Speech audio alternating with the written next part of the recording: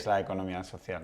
Bien, la economía Que social... entiendo que estas 4,3 millones de empresas son economía social. Totalmente. Vale.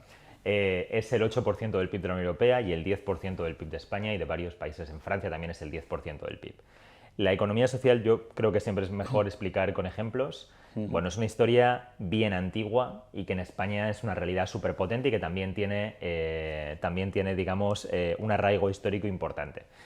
A mí me gusta decir que la economía social moderna nace en Rochdale, en Manchester, en el corazón de la Revolución Industrial, en 1844, cuando un grupo de trabajadoras y trabajadores textiles quieren acceder comida honesta a precios honestos. Esta es la divisa, ¿vale? Para hacerlo se dan cuenta de que solos no pueden. Es decir, estamos en un momento, mucha gente ha venido del campo a la ciudad, estamos en un momento de inseguridad alimentaria y de usura en los precios, de precios de locos. Aparte de que la gente come, hay inseguridad alimentaria como la puede haber, como la ha podido haber con la COVID, de que la gente se pone mala con lo de compra. Y dicen necesitamos poder de compra. Necesitamos poder de compra para servir nuestros intereses como comunidad. Y crean la Sociedad Equitativa de las Pioneras y Pioneros de Rochdale. En esa sociedad, en 1844, antes del sufragio universal, antes del movimiento sufragista, mujeres y hombres tienen un voto. Esa sociedad inventa el salario mínimo antes de que el Estado lo haga. El Estado no ha definido que hace falta un mínimo, la empresa, la cooperativa decide que hace falta un mínimo. Por tanto, una persona, un voto, salario mínimo, y hoy es el quinto retailer del Reino Unido. Esa semilla sigue existiendo. es de Co-op y es el quinto retailer del... Pero nació ahí y nació como una historia de innovación social.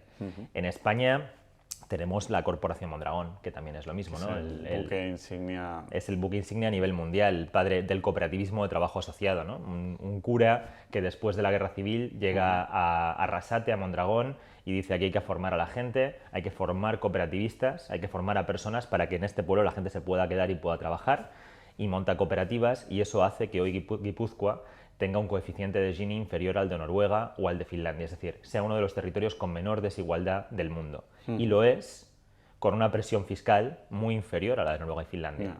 ¿Eso qué habla? Habla de predistribución. Habla de que el grupo, la Corporación Mondragón, que es la principal cooperativa, el principal grupo empresarial del País Vasco, la diferencia salarial es de 1 a 6. Eso es una revolución social en términos de equidad.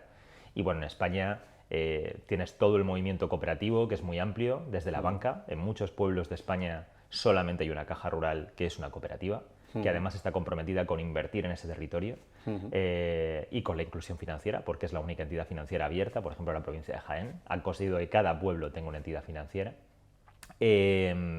Cooperativas en toda su diversidad, mutualidades, asociaciones y fundaciones con actividad económica, cofradías de pescadores, empresas de inserción, que hacen que la gente que está excluida de la sociedad tenga una oportunidad laboral, centros especiales de empleo de iniciativa social con todo el mundo de la discapacidad, sociedades laborales, como en Barcelona puede ser Tuxal, que en fin, es una historia también de trabajadores que deciden...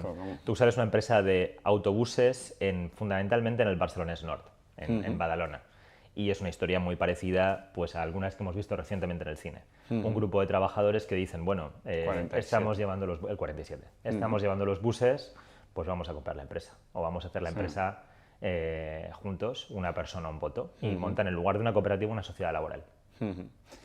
Y a nivel del tipo de empresas, entiendo que las cooperativas es el porcentaje, digamos, de volumen, ya sea de número o de volumen de negocio a nivel europeo y español, ¿es la mayoría? ¿O? En número de entidades, en general en Europa, ganan las asociaciones, en facturación las cooperativas. Vale.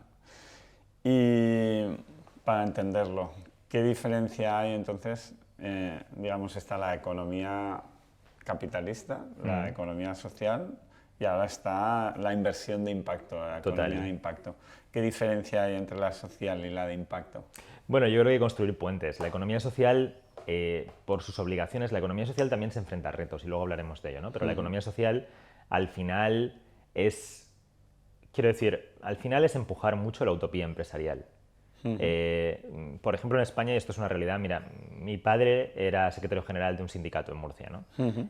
Los sindicatos miran con mucho recelo a veces el movimiento cooperativo y las sociedades laborales, porque a veces se preguntan qué papel tenemos ahí si los trabajadores ya son dueños de la empresa, ya son empresarios, ya hablan, ya deciden cuál es su sueldo en la Asamblea General, ¿no? Lo que te quiero decir es que es un modelo empresarial que efectivamente empuja mucho la utopía empresarial. Pues democracia.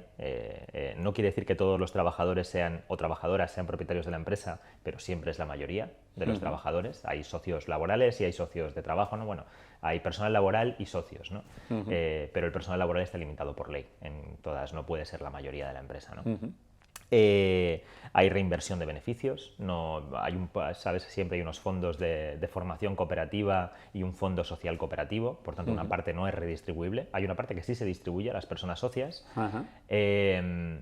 Por tanto, democracia, reinversión de una parte de los beneficios y en realidad también hay una cosa en la que tenemos que hablar más con el mundo del impacto, que es la inversión.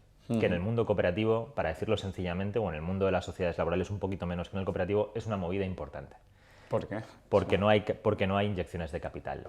Hay crédito, tanto como en cualquier entidad normal, pero las inyecciones de capital se hacen muy difíciles. Y se hacen muy difíciles... ¿Porque no tienen una rentabilidad suficiente los que No. tienen que hacer la inversión o no? No, la rentabilidad sí, pero es que es una regla de una persona un voto. Es que los socios que aportan capital son las personas trabajadoras o las personas consumidoras. Es decir, no hay una inyección del 20% del capital con un 20% de los votos en el Consejo de Administración. Eso simplemente no funciona en la economía social. De manera que no hay inyecciones de capital.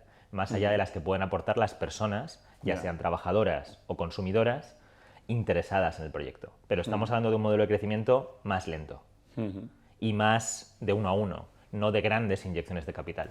Eso es un problema para grandes proyectos de economía social. Es un problema para hacer, por ejemplo, películas muy grandes, ¿no?